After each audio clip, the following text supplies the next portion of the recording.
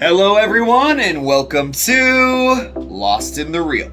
Today I'm doing something a little bit different and reviewing two films that just hit theaters this last weekend, The Outfit and X, in a double feature special you could call it. So, which one is worth your buck?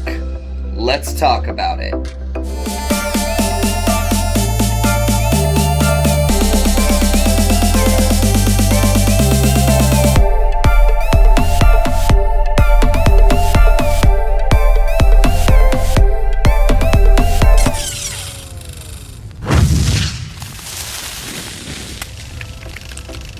The first film I will be talking about is the crime thriller The Outfit, directed by Graham Moore.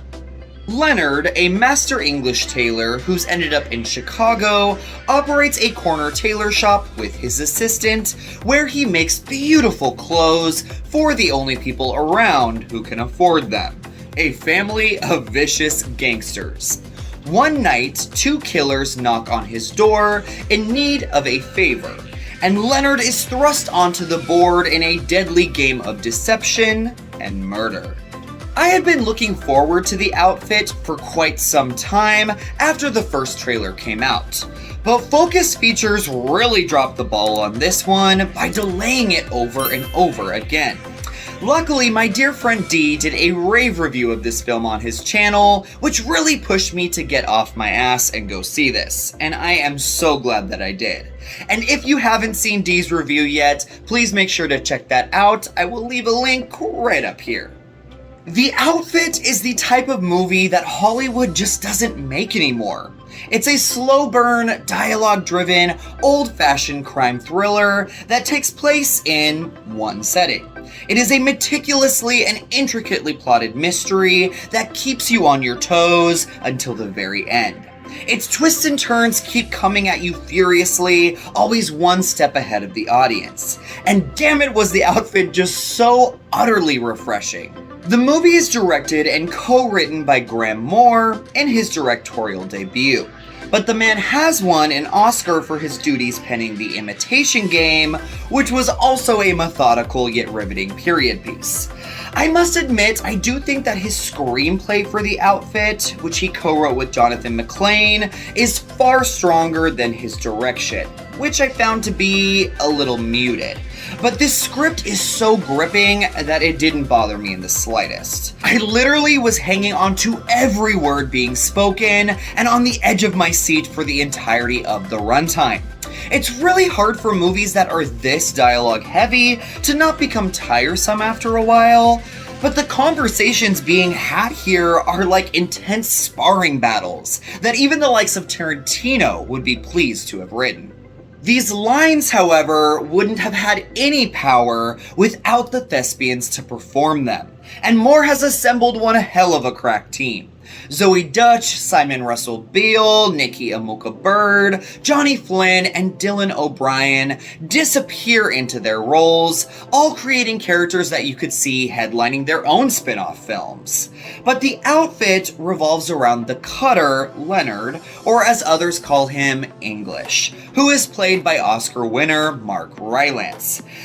And when I say that he is perfect for this role, that it was tailor-made for him to play, that is an understatement. Rylance keeps his cards close to his chest, understated and quiet, until he slowly reveals new layers to this fascinating character. I could have watched him play this part for hours on end, yet I reveled in the time that I did get to spend with him. This English tailor, cutter, will easily go down as one of my favorite characters of the year, no doubt. If I have any issues with The Outfit, it's that it spends so much precious time painstakingly building up its tension until you can barely breathe, that once it gets to its climax, it does feel rather rushed. I would have loved to get another 10 minutes or so getting to know Nikki Amuka Bird's character, who shows up near the end, makes a real impact, and then is gone in a flash. Even though this is a slow burn and some people who don't have patience for these types of films will disagree with me here. I think this movie overall could have benefited from a much longer running time to flesh out its story threads and numerous characters even more.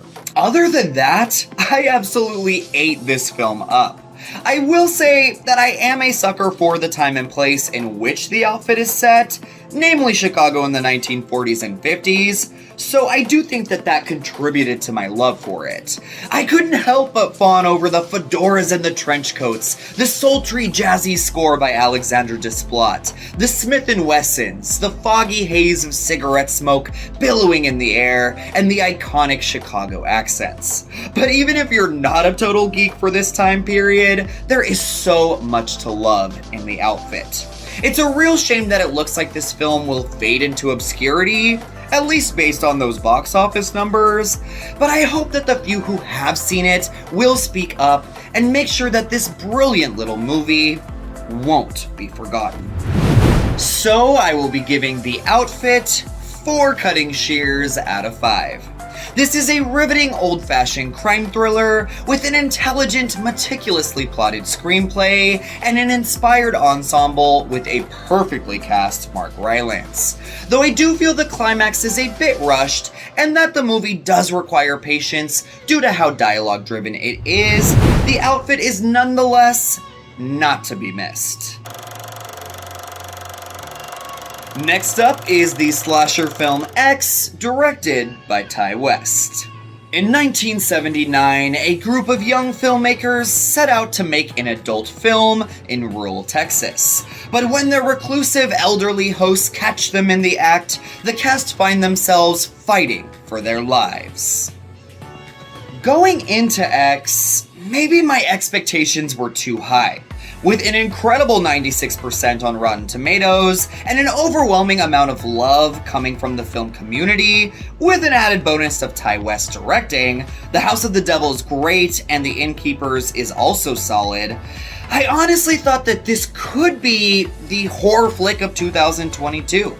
But as the credits rolled, I felt deeply confused. What was X trying to be? A reflection on the sad realities of aging? A condemnation of radical evangelical Christianity? Or is it an ode to the creative process and low-budget art house filmmaking?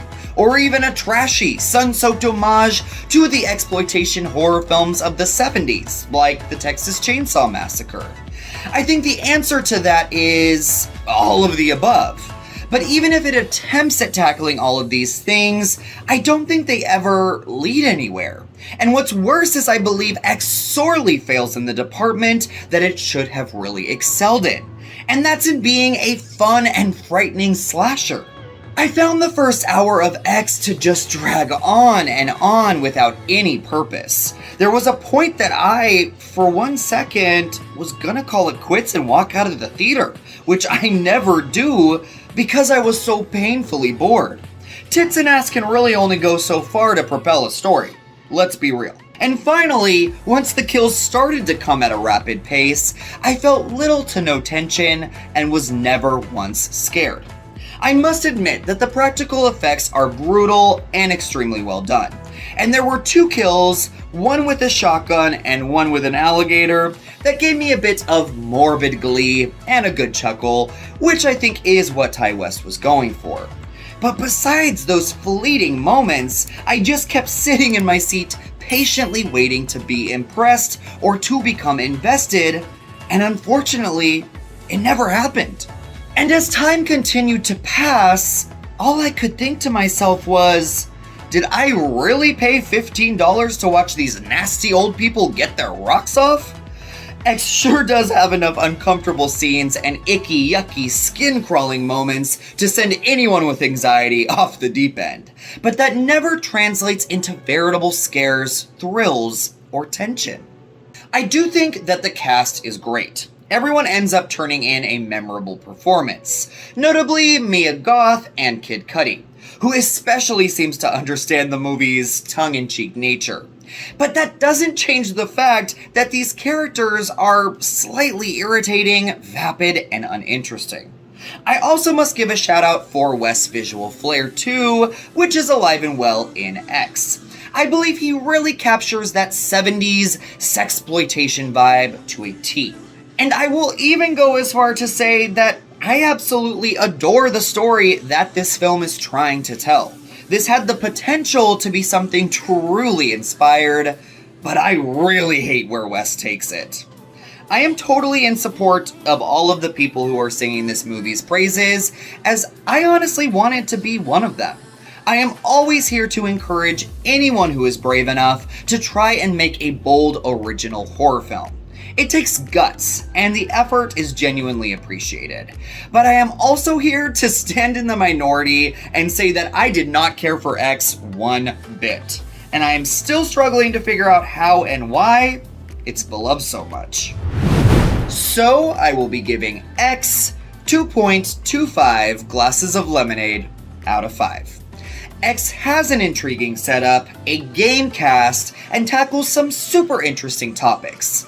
But this icky little art house horror is tedious, unengaging, and lacks the fun factor that I was really yearning for.